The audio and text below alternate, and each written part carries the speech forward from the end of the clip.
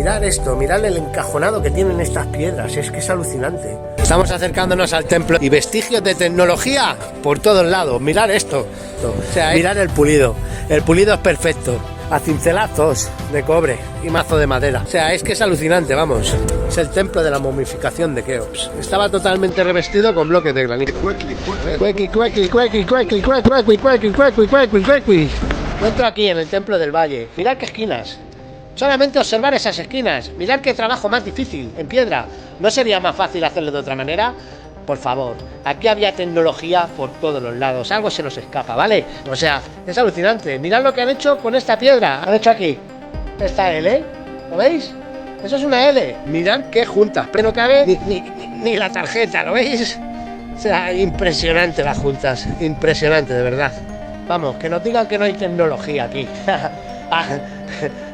Y todo esto es granito, ¿vale? O sea, todo de granito. Vamos, cincel de cobre y mazo de madera. Vamos para adentro. No les costaba nada de trabajo hacerlo. Por eso lo hacían, sí. Mirad qué ángulos. Mirad qué ángulos. Es que es alucinante esto. Mirad qué piedra de granito negra con el granito rojo. Yo solo quiero que miréis las esquinas, ¿vale? Las esquinas. O sea, mirad esta piedra cortada en ángulo. Es que está cortada en ángulo. ¿Lo veis? ¿No sería más fácil haberlo hecho de otra manera? O sea, es que esto no tiene ningún sentido.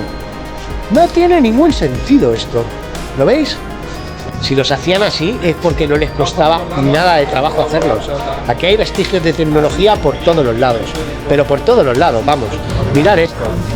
Mirad estas piedras, cómo las encajan. O sea, mirad esta piedra, de verdad. Mirad esto. ¿No sería más fácil hacer una piedra aquí y otra piedra aquí? Pues no, dejan ese trocito ahí y se pegan la matada de cortarlo así. O sea, es que no tiene ningún sentido esto. No tiene ningún sentido. Mirad cómo encajaban las piedras. Y esto también pasa en México, en Teotihuacán. O sea, en México y en Perú.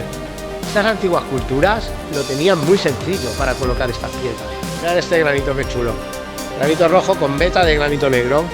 Por eso vimos en la cantera de Asuán que también salía el granito negro. O sea, salía el rojo y el negro. Por aquí accedemos a la esfinge.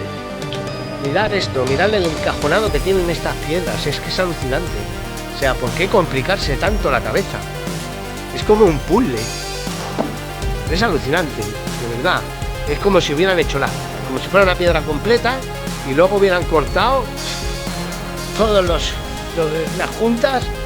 Es alucinante, o sea, es que no tiene ningún sentido esto. Mirad esto, mirad esta piedra que hay fuera del templo del valle. Si esto no es tecnología, que venga Dios y lo vea, ¿vale? Esto no se hizo con un cincel de cobre y un mazo de madera, ¿vale? O sea, a mí ya me lo pueden pintar de verde, me lo pueden pintar de rosa o me lo pueden pintar de amarillo, pero no me lo creo. Mirad esto, mirad el pulido es perfecto.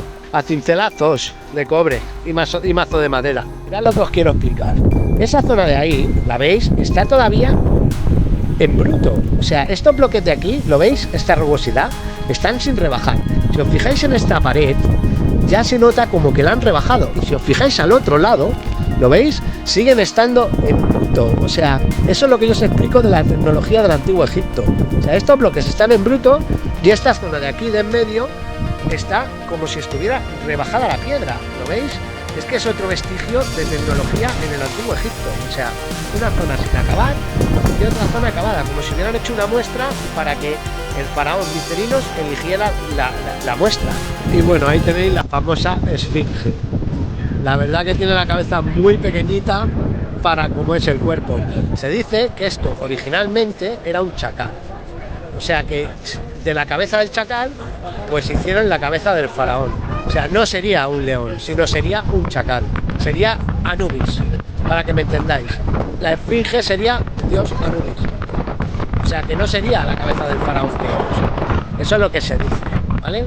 Para que sea verdad o que no, la verdad que la cabeza es más desproporcionada que el cuerpo. Pero bueno, eso es algo que se dice, yo no lo sé.